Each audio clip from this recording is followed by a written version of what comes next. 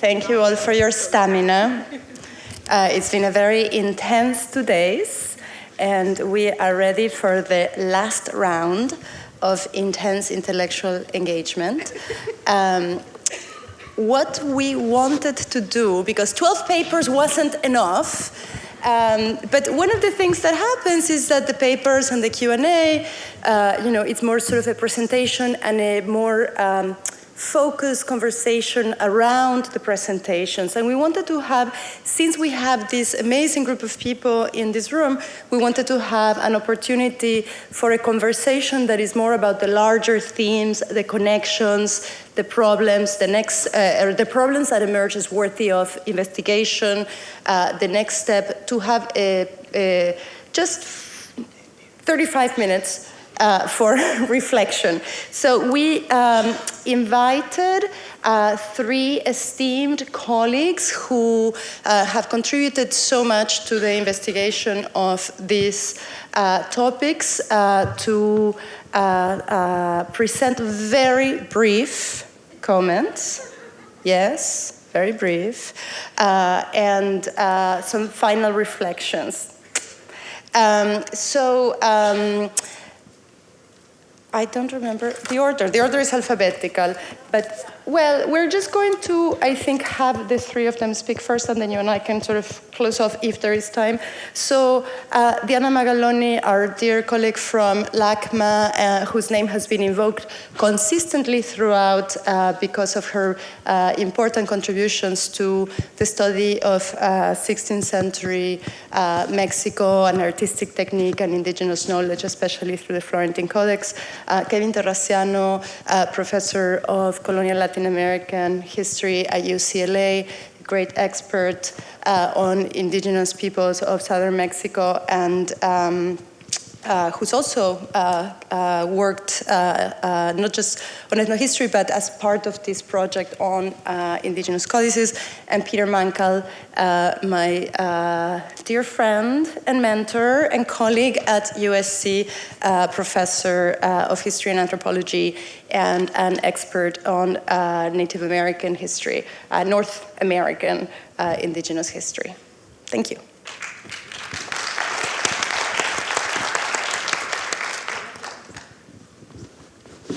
Hello, everybody. I'll be brief. So I think one of the most important things that happened in the symposium is to realize, how can I put it, that we have been talking about indigenous knowledges, but I would say that mainly our task from the present is to understand that the pre-Columbian past, the indigenous present, has a new and different perspective. They see the world very different from our Western perspective. And in our search for the indigenous knowledges, we should always be thinking about the indigenous perspective on knowledge and how they create knowledge, consider knowledge, how they relate to the world that we accept as a fact, but for them was completely a new reality. All these perspectives, all these knowledges were created, and we see them through that experience, what we call the colonial world, where 2 different points of view communicated, sometimes clashed, but that has a very important different power relations. The indigenous worlds, it is my experience of these indigenous worlds, were never closed in themselves, like Alison was saying. They relate to otherness, no? The underworld, the superworld, the world of myth, and the Spanish were part of this otherness for them, and in relating to them, in understanding their knowledge, was the same as understanding the way they understood sickness, or they understand writing, or that is what anthropology has shown us. And they, in relating to the European world and managing their knowledge, they were not being colonized. They were actually managing a new reality. So we really need to see with with very careful eyes, also because we are part of the Western world, how this different perspective on otherness helps create the indigenous knowledge in colonial times. That is what I could say. I don't know if I was too complicated, but it is a complex reality to deal with. So that would be what I would contribute to this conversation.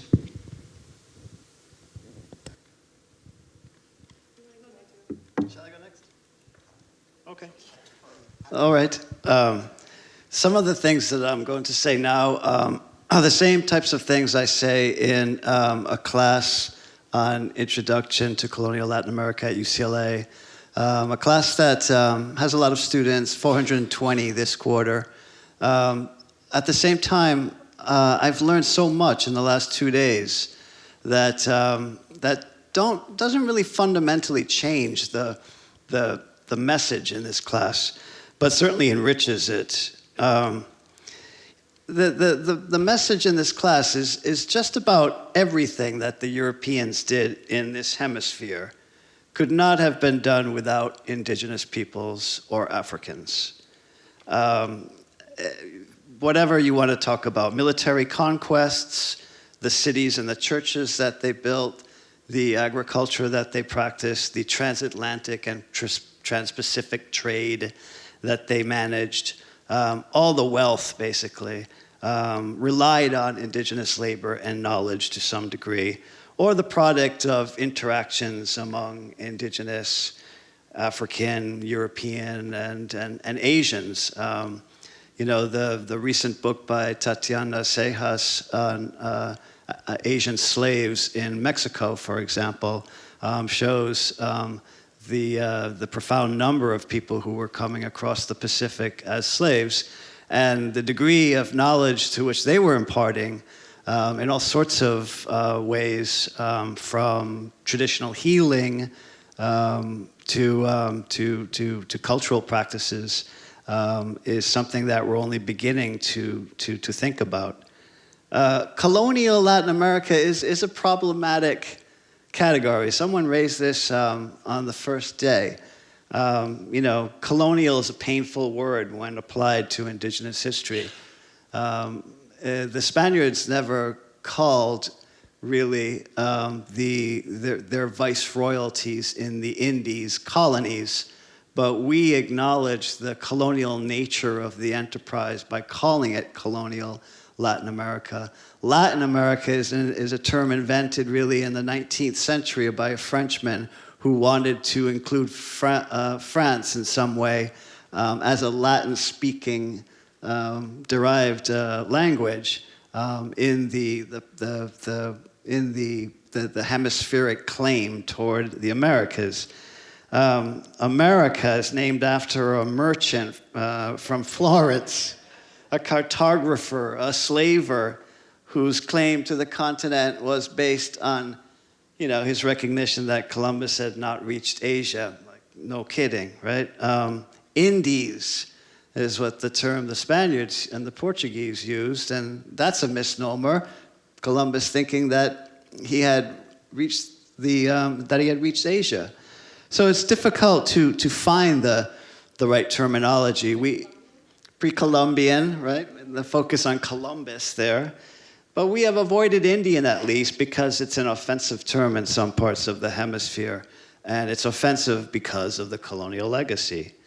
The one thing that we're clear about is that we're not talking about minorities here. Despite the massive depopulation of peoples in the colonial period of indigenous peoples, 90% over the course of a century and a half. In these places, Mesoamerica and the Andes, indigenous peoples were still the majority of the population until really modern times, until the 20th century. The indigenous presence and impact in Latin America is profound, and it's been vastly underestimated by those who do not focus their research on indigenous history and culture. And in that sense, we are a minority in the academy because we are focusing on these cultures and their languages and their incredible treasures. Indigenous people produced knowledge in the form of manuscripts and objects of many kinds, information that was recorded and not recorded on their own or at the demand of colonial authorities for themselves and for others. And much of this knowledge continues to exist in these communities, and much has been lost. Some knowledge was ignored or even devalued at the time, like Chris's example of platinum.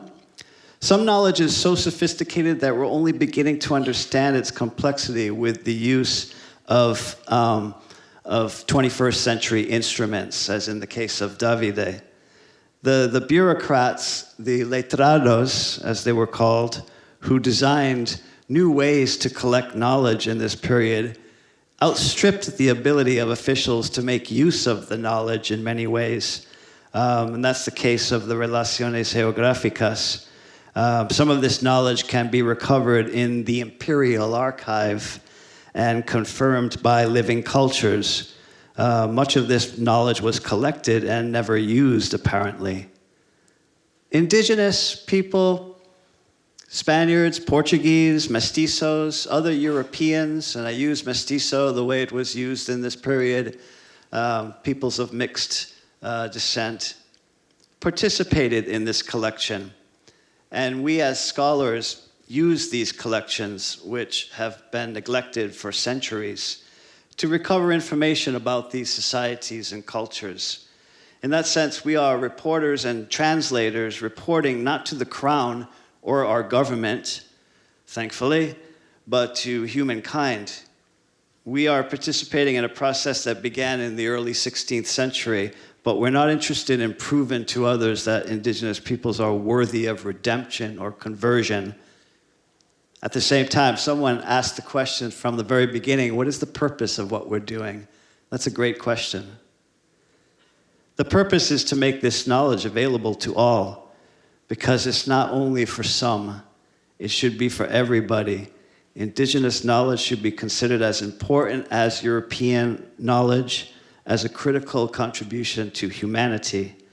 And this is an important statement here in the US, where we have a terrible record in terms of the treatment of Native peoples, where we have a president, first thing he did, right, was went after that protest, Standing Rock, and went through with that pipeline, the pipeline which his family has millions of dollars invested in, right? And so not only here, but other nations in our hemisphere where indigenous culture is vastly undervalued and denied. The history of the indigenous peoples of our hemisphere should be a real major feature of American history, Atlantic world history, world history.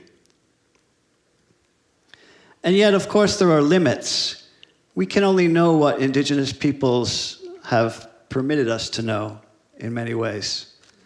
It's like Rigoberta Menchú, the Quiché woman, Nobel Peace Prize winner, said, no matter how many books we write, we will never know all of their secrets. All of us have good intentions, but most of us are not indigenous. Thus, our work is a delicate task that requires caution, skill, and a great deal of humility. For centuries, people who sought to collect indigenous knowledge usually wanted to profit from it, or even use it against them in some way. And so we are sensitive to indigenous concerns. Many of us now collaborate with indigenous peoples or attempt to bring our research to them. In fact, right now, indigenous knowledge is being created here at the Getty as we speak. Our colleague, Eduardo de la Cruz, who's working with us on this Florentine Codex project, is recording Book 12 of the Florentine Codex. He's reading the text so that we can have an audio version of it to go along with the digitized version of the text. We invited him to this, and he said he would rather do that. He would rather, ironically, produce indigenous knowledge than hear us talk about it. Book 12 is about the conquest of Mexico. It is by far the lengthiest native language account of the conquest, or really any encounter between indigenous peoples and any Europeans in the Americas. Written by a team of Nahua scholars in the 16th century. And so that this is going to be, I think, a contribution. And it's the Getty that is sponsoring this project with collaboration from all sorts of scholars in Mexico and the US and Europe, and especially Diana here, the Seaver Institute, Kim, Richter. So we are sensitive. We are so sensitive that when I was president of the American Society of Ethnohistory, we passed a resolution that we ethnohistorians should not present information that is considered harmful or prejudicial to native cultures and communities. And there's a very good reason for that, because some scholars, whether consciously or not, have produced in written form or in presentations information that is prejudicial or harmful. Today, Native peoples continue to be underestimated and even undercounted in modern nation states. In Mexico, for example, the state only counts those people who speak native languages as indigenous. And this is problematic. I mean, people whose parents, grandparents spoke indigenous languages are no longer indigenous because they don't speak the language. And when people are allowed to self-identify, however, the count is very different.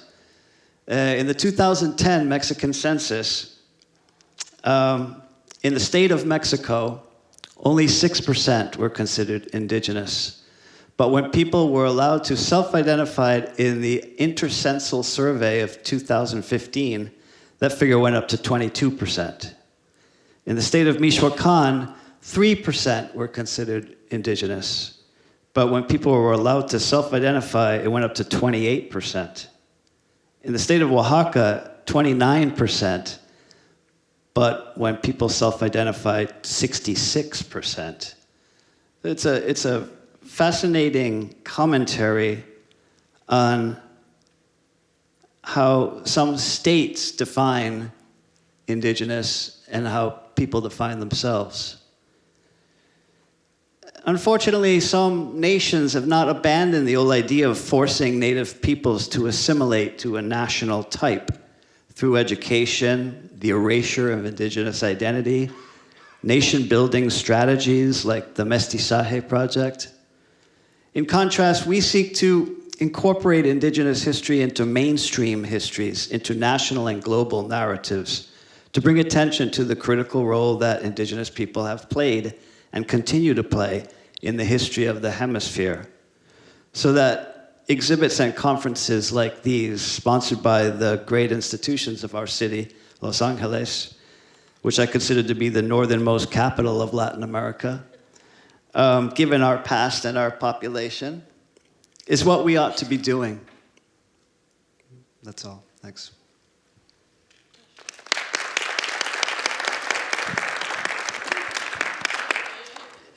Quite yet. That was amazing, and now I really shouldn't say anything. I should just leave it at that, Kevin, but that's not my nature. Anyway, I'm very happy. You can't imagine, actually, how happy I am to be here. I was supposed to be here yesterday morning, and as you may know, I was evacuated. So I'm really pleased to see everyone here, and I'm going to give an observation in a second. But I want to briefly say what I was going to say yesterday morning when I couldn't be here, and that is to just give an enormous shout out of thanks to our partners at the Getty, to the amazing staff of EMSI, Emily, and especially Amy, and of course to the two people who put this together, Kim and Daniela. EMSI has existed since 2003, the Early Modern Studies since 2003. It exists on a very simple model. People come to us with ideas and we give them money and we say to do it. And since 2003, we've sponsored about 1,400 talks, which is fabulous. And I have to say that over the last 2 days, I think I've learned as much as I have in that whole period. So, I mean, it's really a testament. It's either a testament to the greatness of this or the terrible nature of my memory. But one or the other, it has been an amazing, amazing ride. And I really want to thank everyone for making it happen. And I want to just have a quick mention. I'm going to give some comments based on my experience as a historian of encounters in North America. Primarily 3 brief examples from Canada, and then something about New Zealand, which I think tie into some of the themes of this conference. I do not have much to offer in terms of original scholarship about Latin America, but I hope the questions I'm posing here do tell us something about the nature of how we explore and understand indigenous knowledge and as it survived and continues into the modern world. First, this fantastic exhibit is going to move to the Met, or in a different form to the Met, and that is amazing. And I hope everybody goes to the Met. And if you've been to the Met in recent years, there's this wonderful room of colonial Latin American art. It's gold, and it shimmers, and it's amazing. And huge crowds of people go there. If you slip next door, there's a much less crowded exhibit of native North American art. Far less crowded. Not as glittery, not as appealing in some superficial sense, but deeply important. And I think the Met, and I've never talked to Joanne or anyone at the Met about this, but a few years ago, the Met made a decision, an interesting decision. They would create a room within the North American Gallery for masterpieces of Native American art. That is, they selected specific pieces to put in a room. Regardless of the culture or the time period, they were chosen, as far as I can tell, for their aesthetic reasons. It's based on one of the collections. That room is there, and some of it rotates through. And the first comment I want to make, I'm going to make 4 very brief observations, is about a piece in that room. Or I should say it was in that room the last time I was in New York. I hope it's still there. I spent a lot of my time over the last several years really studying northern climates. And in that room, there is a small piece of walrus bone, which is carved as a weight to be used on a harpoon to help Inuit capture walrus. And there are archaeologists who have talked about bones made out of caribou, arrowheads made out of caribou in order to hunt caribou. This is an example of where indigenous knowledge comes to us through material culture and speaks to larger conceptions of native people's relationships to environment, which existed long before Europeans arrived and continues to exist in some indigenous communities today. It is remarkable as that comes through. Second, there's just ways of thinking about indigenous knowledge in different contexts. Second, there's a story. I'm primarily a historian of English encounters with the Western Hemisphere. There's a story that in 1576, an explorer named Martin Frobisher comes, and he leaves 5 men behind.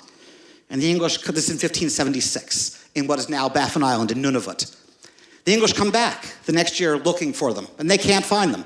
And they come to a conclusion. The Inuit must have killed and eaten them because that is what savage people do. That becomes embedded in English narratives of this story. Until the 19th century, when an American whaling captain happens to show up in the area, meets a 100-year-old woman who is the keeper of the memories of this community, who tells him this story. By the way, in some distant time past, people from your country came here and 5 stayed behind.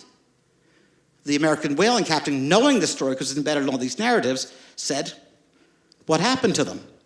And she said, "They decided during the winter to fashion a small boat, put up a makeshift sail, and try to sail out of this region." This is Baffin Island. This is very cold.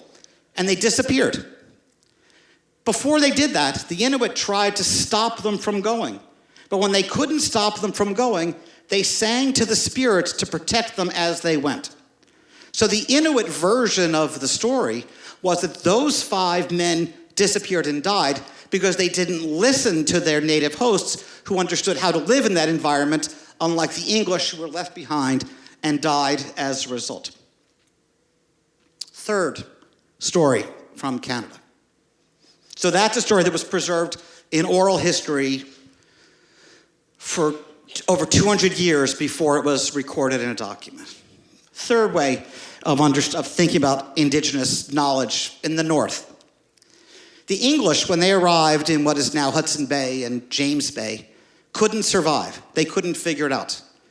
But the James Bay Cree have been there for centuries. And fortunately, in recent years, some of the James Bay Cree have been giving their stories, their oral histories, and recording them and preserving them. And those oral histories speak to a radically different way of living in the environment than the English environment. So their knowledge survives, translated into English in these books by Cree oral historians. Fourth, and finally, and this will be brief, and I appreciate your comment about native health workers, because this is where I'm going to go with this comment. In 1995, this kind of speaks to some of the questions Kevin was raising.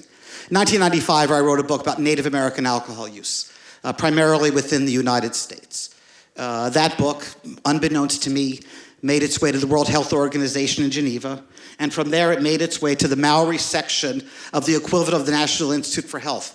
And I got an invitation to come down to study Maori alcohol use. And I arrived, and the first week I arrived, I was asked to go to the Capitol in Wellington and to meet the people who'd sponsored, me coming down. And I remember vividly that this goes exactly what Kevin was saying, that this person said to me, and I'd never been confronted with this way before, "We had you checked out. We've read your book. We think we would like to work with you to explain a problem in our modern society which has to do with alcohol use and abuse among Maori." Over the course of 3+ months in New Zealand, I met with a number of Maori historians. Maori still keep their history orally. They all told me the same thing. "We are going to tell you our history. You may not tell it. You are not allowed to tell it." And to this day, I've never told anyone what was told to me.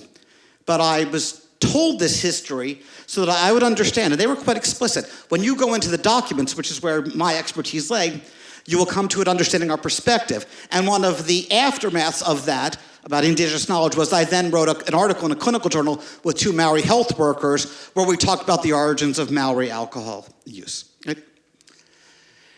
These are different ways of thinking about the preservation of indigenous knowledge into the modern world. The Western Academy has many prejudices to it. And part of the prejudice that many of us have, especially those of us who are historians, are an innate suspicion of oral history and oral sources. And we fall back to this sort of fallback position, as it were, sorry for the redundancy there, that these stories must change over time, that people's memories are faulty. But in fact, there is a huge body of information that indigenous people have been telling these stories in all sorts of ways for hundreds of years. And it is there for us to be involved in conversations. And so over the course of yesterday and today, there was a politics to some of the conversation about, who tells stories. And these are questions that have been central to how I've been trying to do history for, 30 years. And I think it's very, very important that all of us do what we can to explore and reveal the biases of the academy. And it's also just as important that we find ways to work together, because what historians try to do is to tell narratives that explain people's lives. And the richer our narratives our narratives will become richer if they draw on indigenous as well as traditional stories.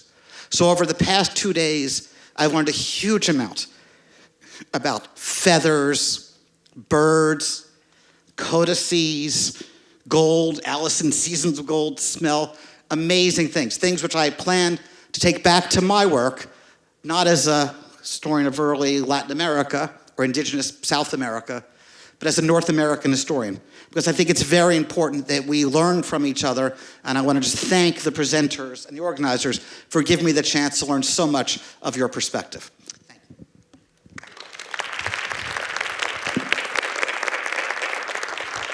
Yeah, Daniela and I were just looking at each other, and we're like, We just want to end here. Because it's so brilliant. They wrap this up. Very helpful. Yeah. Once more, we're of one mind. Yes. Yes. It's always dangerous. Two bodies, one mind. thank you so much for your contributions. Yes. And thank you all for being here. Thank you.